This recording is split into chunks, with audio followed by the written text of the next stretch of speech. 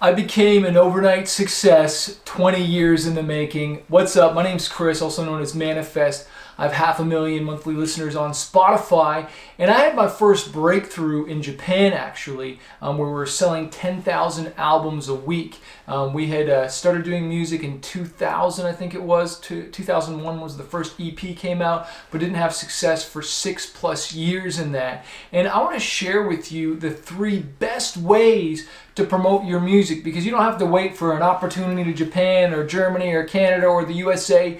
You can start today, and I just want you to know that you don't have to have a local mindset even though you might live in a small town. I grew up in a small town called Pickering, Ontario, but I always had a global mindset. And now with the internet, we can tap into that. And so I want to give you the 3 best ways to promote your music right now. And the first one, and you guessed it, is YouTube, because you're watching it right now. YouTube allows you to reach millions of people. It's the second biggest search engine than Google. But what I love about it is the ad platform. I don't know if you've ever run a YouTube ad before, but the way you do it is you, of course, upload your music video, all right, or lyric video or song.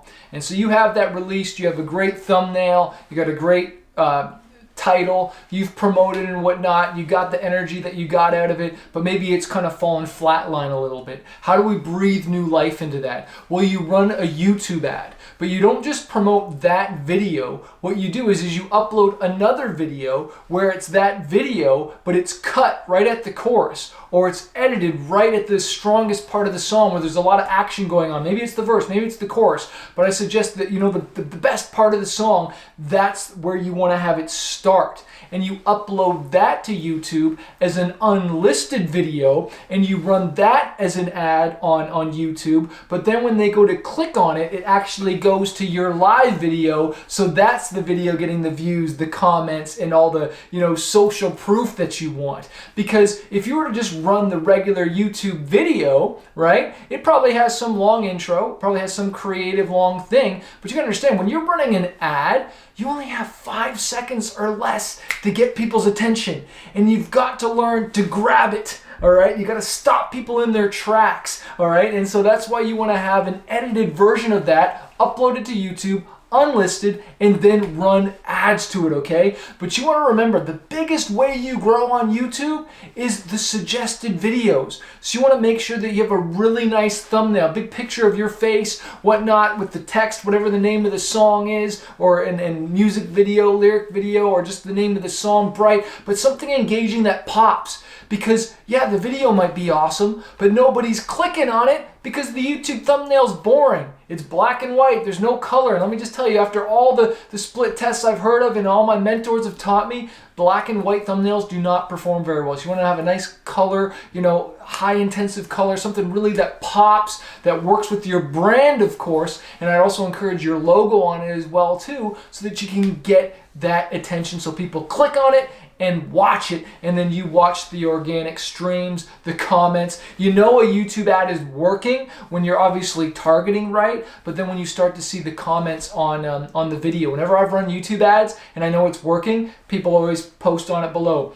Came here from an ad. Came here from an ad. Best ad I ever saw, Where were you all these years? You know what I'm saying? Like, people are like pumped up, and I'm like, yes! It's working, okay? So go do a YouTube ad. That's the first thing you can do. The second thing that you can do that I really want to encourage you to do is collaborations. Collaborate with people. It doesn't cost you anything, especially if you do a 50-50 deal, but work with other artists, producers, remixers, and tap into other people's fan bases. I've been saying it for years, and I wish I did it at the start of my career, but I was too prideful. I had to make it on my own. I'm doing my thing and other people are doing their things. And it's like we were all on these little islands by ourselves, me and some of my friends, and I wish I worked more. Like, I did do collaborations with some people, but I could have done so many more. But it was always like I'm looking at them as my competitors instead of my collaborators. But if we just worked together, did songs together, then we can do shows together and then make the show more interesting,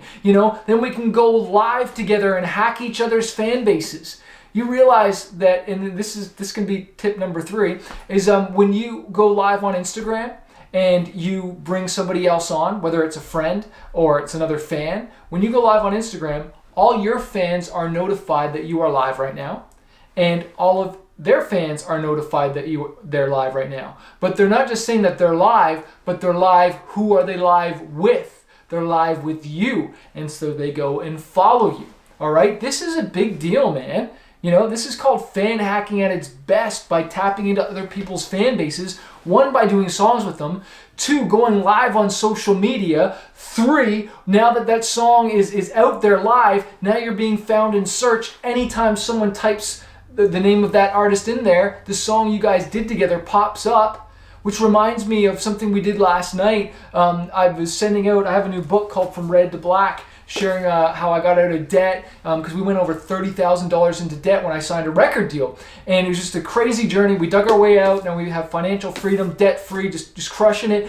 And so we've been sending these books out to different influencers and stuff like that for free. And that's what you really need to be doing with your CDs and your music, is sending it out to friends, people that are influencers. Anyways, I sent this out to a pretty big influencer who impacted my life, and I wrote a little note in there, and I sent him a couple shirts as well. And it's amazing, he reposted that he got the book from me to his Instagram stories, and guess what I got a whole lot of when I woke up? I got a whole bunch of new followers. This guy has like 80,000 followers on Instagram. I got about 30,000. My real following is on Spotify.